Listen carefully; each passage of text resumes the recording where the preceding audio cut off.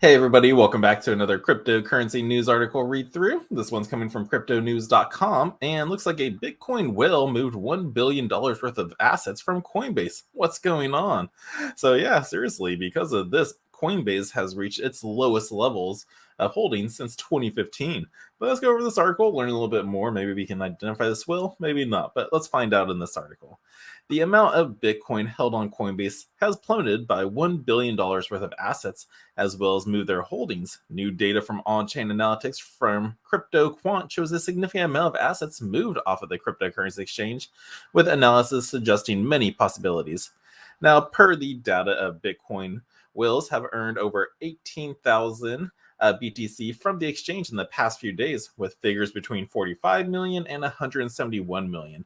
These recent outflows bring Coinbase's Bitcoin holdings to the lowest point since 2017. This comes as a worrying move for some, but others see positives. Bitcoin holdings on Coinbase now stand at 394,000 Bitcoin, which is worth approximately 20.5 billion at the time of this writing. Now, analysts hold diverse opinions on Coinbase outflows.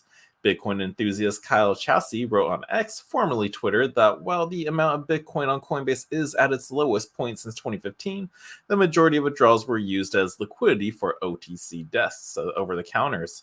So there's this tweet showing this since 2015 levels.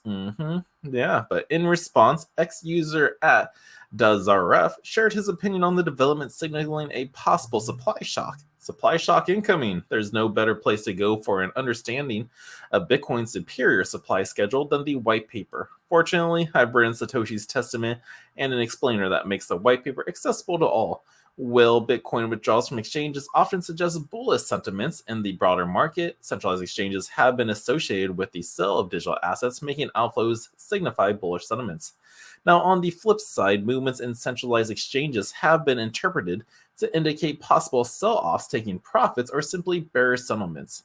However, some analysis say that traders are in fact moving their Bitcoin holdings to a different custodian, suggesting that the number of assets could go much lower. Bulls tend to believe that holders could create a supply shock with the upcoming halving in anticipation of the price surge. Now, similar Bitcoin flows post ETF. Last week, data from CryptoQuant showed an inflow of Bitcoin from miners, reserves to centralized exchanges after the approval of spot Bitcoin ETFs. Exchange inflows hit $1 billion in just over 24 hours, with many analysis pointing to the possible sale of assets to take profits. Others noted that the miners could be hedging assets to improve capacity ahead of the next Bitcoin halving.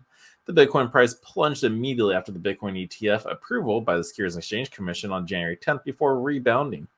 Now, at the press time weekly, net inflows into Bitcoin investments per products are above 5 billion, and assets under management is at 49.7 billion. Bitcoin recorded massive inflows, taking its valuation to December 2021 highs. So since then, that's where we're at now.